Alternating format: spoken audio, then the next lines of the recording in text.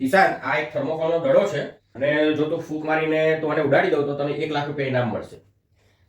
પણ હજી શરત શરૂ થઈ નથી.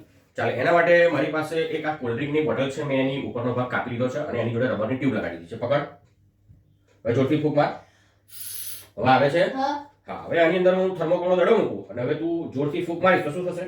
બોલ ઉડી જશે. ચાલ, ઉડાડી બતાય. જો ઉડી જાય તો તને 1 લાખ રૂપિયા ઇનામ મળશે. ઉડાડ દે. ચાલ, દડો ઉડતો નથી, અંદર ને અંદર જાય છે. ચલો, એનાથી આપણે એક અલગ પ્રયોગ કરી જોઈએ. અને હવે હું અને આમ રાખવાનું છું આ સાઈડે, અને હવે હું ફૂંક મારવાનો છું. જોઈએ શું થાય.